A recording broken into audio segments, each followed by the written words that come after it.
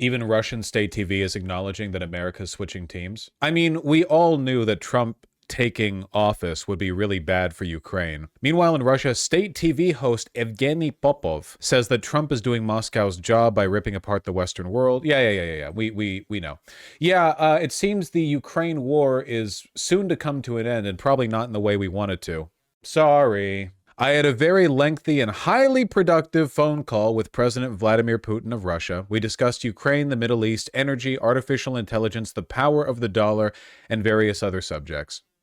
Do the voice? I feel like I've been doing the voice badly lately. We both reflected on the great history of our nations and the fact that we fought so successfully in World War II, remembering that... See, I'm not doing it that good. I don't know why. It's kind of like...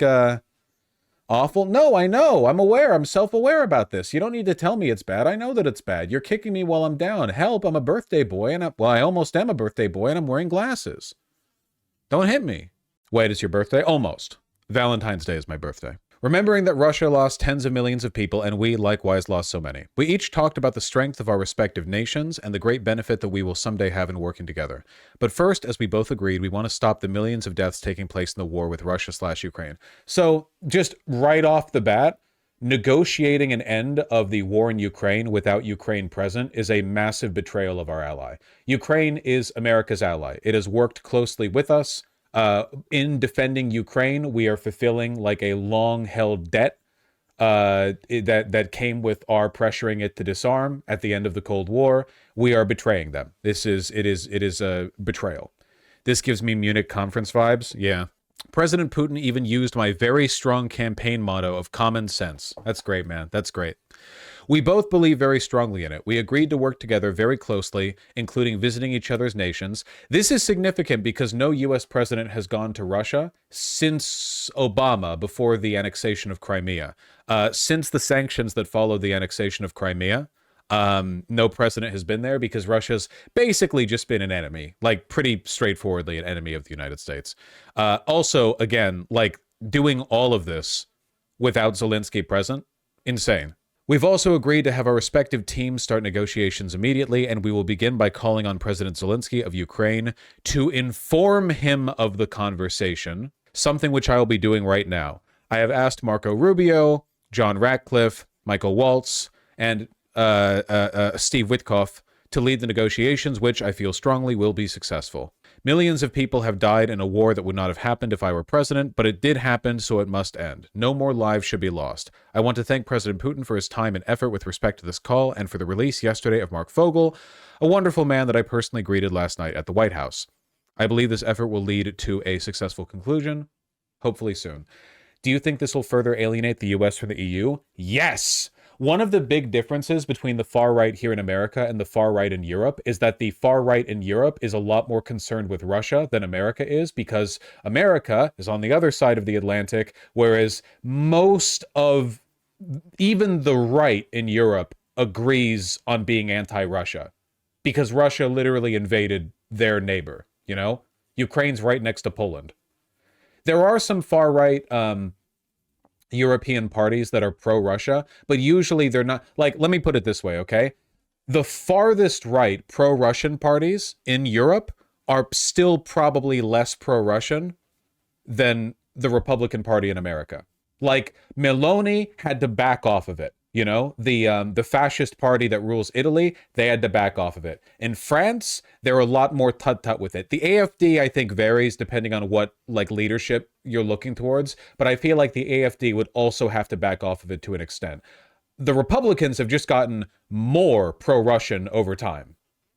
Because again, we're like totally unaffected by it. Short of nuclear war, we're totally unaffected by it.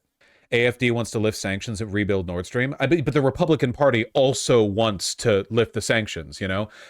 But basically, just anti-Russian sentiment is more common over in Europe because they have to have Russia as a neighbor, you know? Basically. Just generally speaking. Yeah, we literally have Tulsi Gabbard as our top intel official now. We're pretty pro-Russian. So, yes, this is going to further distance us from them. Yeah. Definitely. 100%. And, yep. It's, not great. oh, Hegseth dismissed Ukraine's NATO application as part of the deal to end the war. See, this pisses me off because it doesn't mean anything. Ukraine was never viable for NATO membership, and nobody in NATO was saying they were. One of the prerequisites for joining NATO is you cannot have any ongoing territorial disputes. Since 2014, with the annexation of Crimea and the invasion of the Donbass, Ukraine has been completely out of consideration for joining NATO.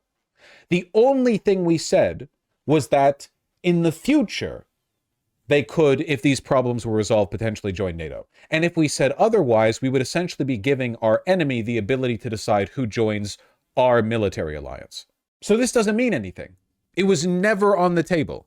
Well, we should watch the clip. As the war approaches its third anniversary, our message... Spread collar, dumbass. Looks stupid, don't like it. Not even a salient fashion critique. I just don't like spread collars. ...is clear. The bloodshed must stop, and this war must end. President Trump has been clear with the American people and with many of your leaders that stopping the fighting and reaching an enduring peace is a top priority. He intends to end this war by diplomacy and bringing both Russia and Ukraine to the table. And the U.S. Department of Defense will help achieve this goal. We will only end this devastating war and establish a durable peace by coupling allied strength with a realistic assessment of the battlefield. We want, like you, a sovereign and prosperous Ukraine. Yay.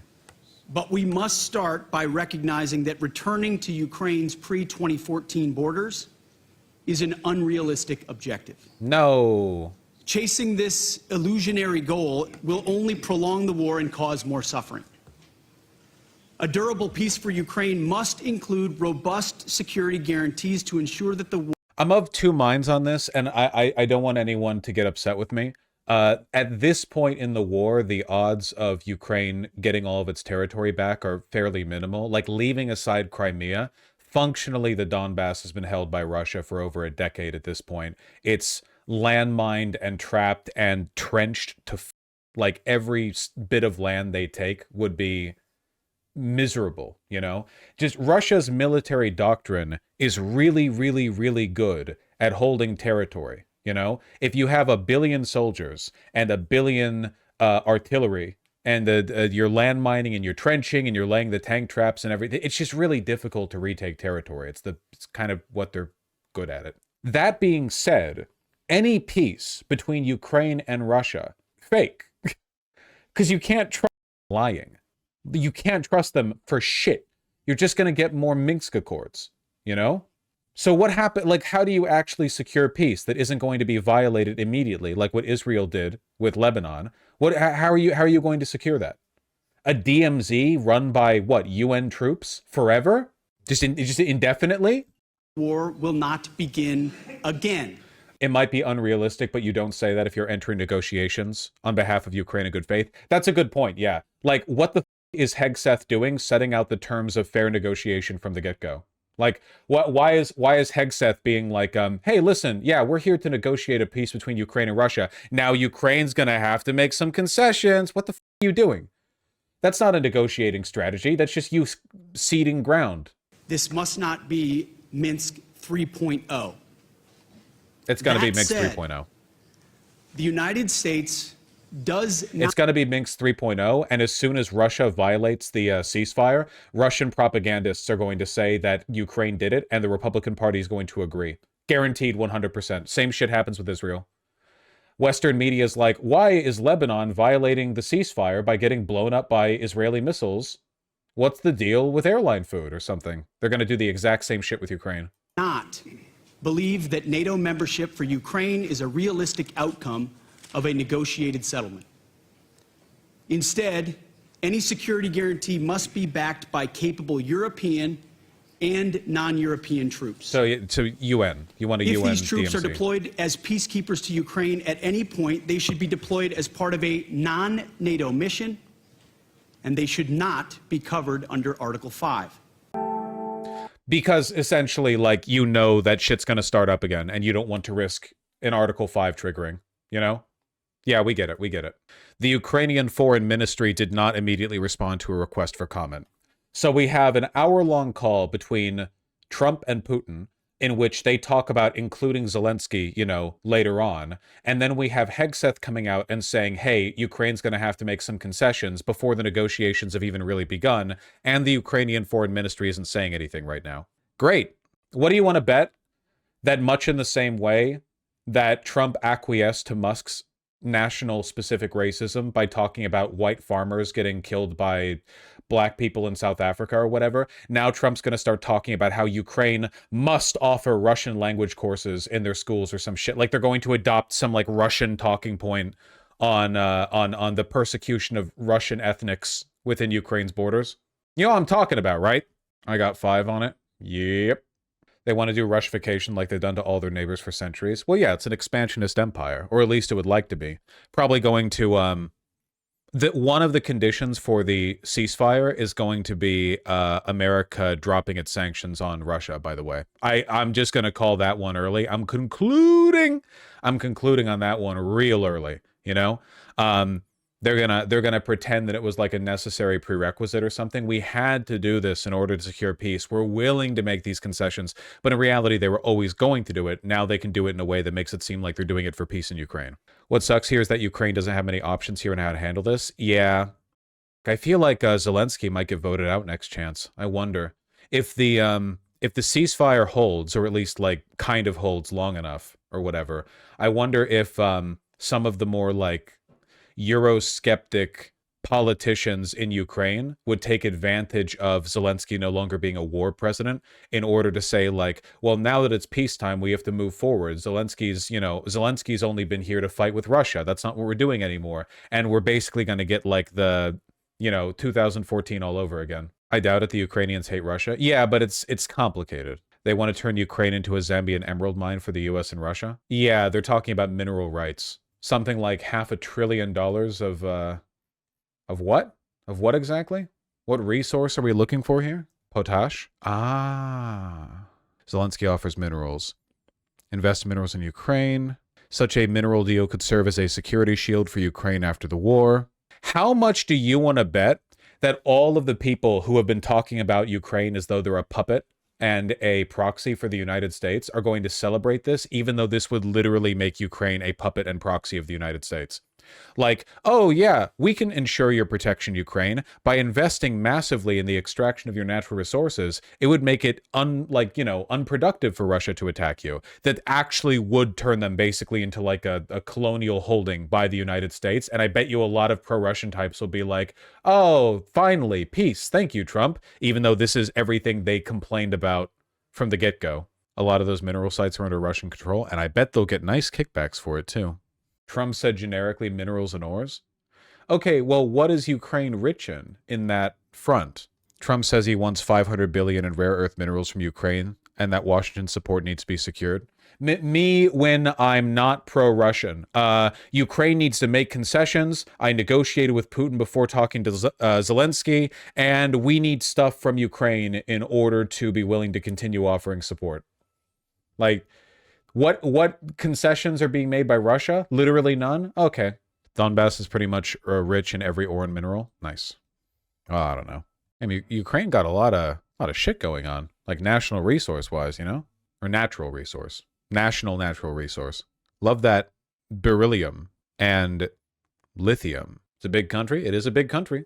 Well, the closest thing to good news that I can extract from this, the closest thing that I can say to like, oh, I'm looking forward, or oh, maybe there's some good side to this, maybe something positive can happen. The closest thing that I can think of is just that maybe the United States' behavior is going to negatively polarize Europe against us and against Russia further, kind of in the same way that right now the polls are looking a lot better for liberals in Canada. Like, the liberals were set for a historic defeat, but now because Trump won, a lot of Canadians are like, wait, hold on a second, we actually hate fascism. Fascism is actually super cringe, and they've been turning around. It's a hung parliament, according to polls right now. Me too. Well, hopefully Trump makes like 78 more tweets or sorry, truths about how Canada should be the 51st state, and that'll pull them over. Oh, it's not an anti-fascism thing, Vosh. It's an anti-American thing. The Canadians are not as culturally fascistic as Americans. Like, there's a lot of variance here. I'm not trying to, like, affirm the ridiculous Canadian belief that you're better than us. But, like, there's a reason why the conservatives in Canada are not as far right as the Republicans in America. It's an anti-America thing. It's an anti-fascism thing to an extent. Talk with your average rural Albertan and you may disagree. I would rather not, thank you. Canada didn't have slavery, for example. No, you just killed a bunch of your own indigenous people. And so did we. Yeah, but I don't, like, run from it. Get off your high moose. Exactly. I'm pretty sure literally everywhere and every type of people had slaves at some point.